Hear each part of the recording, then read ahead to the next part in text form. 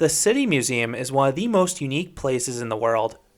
Located in downtown St. Louis, this places elements of playgrounds, amusement parks, history museums, arcades, and aquariums. This place spans multiple levels, both indoors and outdoors. I've been here 3 different times, and I know I still haven't seen everything. There isn't another place quite like it, and in this review, I'll explain why it should be on your bucket list. Artist Bob Cassilly founded the City Museum in 1997. Cassilly converted a former shoe factory into this eclectic exhibition of art and activity. This was his brainchild. The museum has constantly evolved over the past 2.5 decades, adding new exhibits, areas, and features. Today, the museum spans 10 stories and also features 2 different outdoor areas, Monstro City by the main entrance and the roof section. Cassilly tried to recapture the magic with Cementland. This park in northern St. Louis would have featured giant concrete structures and old machinery turned into art while also incorporating interactive exhibits. But Cassilly tragically died during the park's creation and it has since gone abandoned. Ever since 2019, the City Museum has been owned by Premier Parks, who are most well known for operating amusement parks such as Magic Springs in Arkansas and Elitch Gardens in Colorado. I dreaded how a major corporation could potentially modify this supersized playground, but thankfully, much of the magic remains. The City Museum is located roughly 1 mile from the famous arch. The museum charges $10 to park in their official lot, and there are a few other lots nearby, plus street parking if you can find it. Tickets hover around $20, and then the roof is an additional surcharge. The museum is open year-round, but the roof is only open from March through October. Both the rooftop and Monstro City are weather dependent. They will close in any rain. And you may want to wait a day or 2 after the rain clears because several of the outdoor slides and climbs will remain closed until they fully dry. Now, what you wear to the museum is important. There are 3 considerations. First, security. The museum spans 10 floors, and you will be climbing and sliding about. It is a royal pain to find your way around, so the last thing you want to do is lose something. The City Museum has lockers, but I typically suck up my pride and wear a fanny pack. Second, comfort. You are going to be doing a lot of crawling and sliding. The gift shop sells knee pads, and I can certainly see why. While you can enjoy several exhibits if you aren't physically active, I'd say over half of them are like a giant play place. And it is worth noting it can get very hot and stuffy in the museum as you're moving about. 3. Speed. The first time I visited, I kept getting stuck on the slides when I wore cargo shorts, and the same thing happened in sweatpants. I've since learned quick dry athletic wear is the best attire if you want to fly down the slides. Speaking of slides, that is what the City Museum is most well known for. Their signature slides are the 10-story slides. These reconfigured shoe chutes are these frighteningly tall and twisted spiral slides. The slides last forever, and you can build up some serious speed if you're wearing the right clothing. Just know this slide does have super tight turns, so you are going to bash against the walls on the way down. There's also a shorter 5-story slide in the same area. These slides can be a bit tricky to find, and to be honest, I still struggle to find them. There's a passageway near the caves that you need to take, but if you ever get lost, you can find a staff member and they'll try their best to point you in the right direction. This place really is a 3-dimensional maze.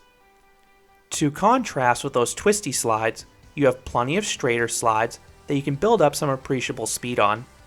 The first you may see is the Monster Slide. This multicolored slide finishes right by the lobby, and it's accessed from the main stairwell. Monstro City has a few similarly paced slides, such as the Dragon Slide and the Teepee Slide fixed to the building. The roof has the iconic Praying Mantis Slide. And then indoors you'll find the 15th Street Slide running on the edge of the building, plus the Shadow Room Slide that starts with a short twist before zipping a few floors down. Then there are all sorts of smaller and milder slides scattered about. Some are specifically for kids. while others are for the less daring. And a note on kids, be very careful not to lose them in here. This place is big and like I said, is a labyrinth. But back to the slides. Then for the true daredevils, you have a few slides with near vertical drops. The skate park area doubles as both climbs and slides. Then the other two are specifically slides. The pump room slide travels down the super steep, claustrophobic chute, and then you rocket over a bunny hill, so you can go airborne.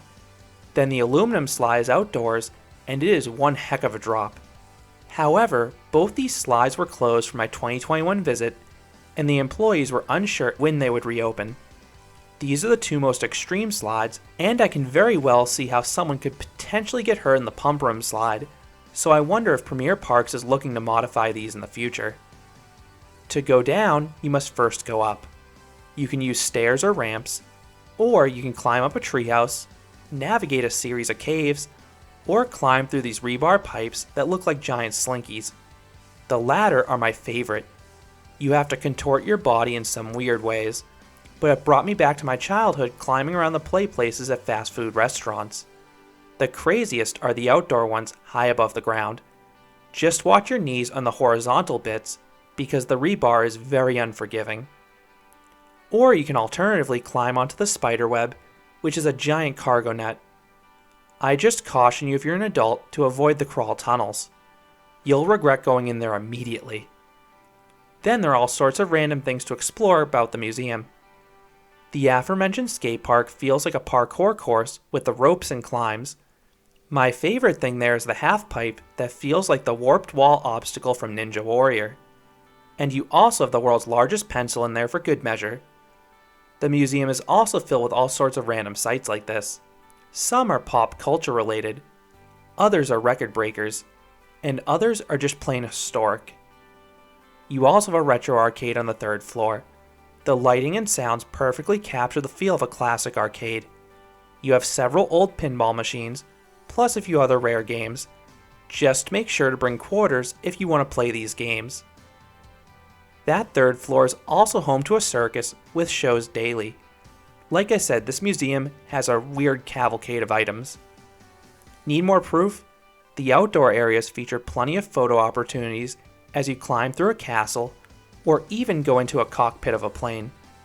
But the best visual is the school bus perilously hanging off the side of the roof. Growing up around Boston, that reminded me of one of the stunts that MIT used to do. The roof also has a classic Eli Bridge Ferris wheel that offers fantastic views of St. Louis.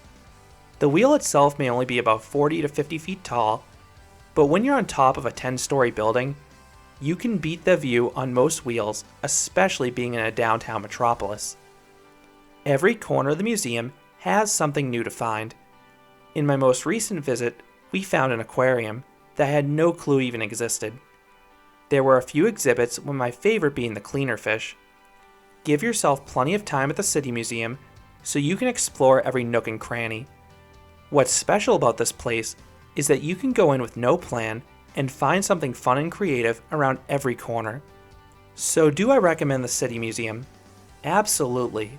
This place feels like a giant funhouse crossed with a playground and art exhibit. The place is so unique, and it is especially amazing if you're active. But anyone can appreciate the beauty of this place, how the exhibits and attractions organically expanded outwards from one man's dream. This is the highlight of any trip to St. Louis for me. So those are my thoughts on the City Museum. What are your thoughts on this place? If you have visited both before and after Premier Parks took over, let me know what changes you've noticed. If you enjoyed this review, I'd appreciate it if you gave this video a like, and you considered subscribing, because there'll be a lot more roller coaster and amusement park videos here at Canopy Coaster. Thanks for watching.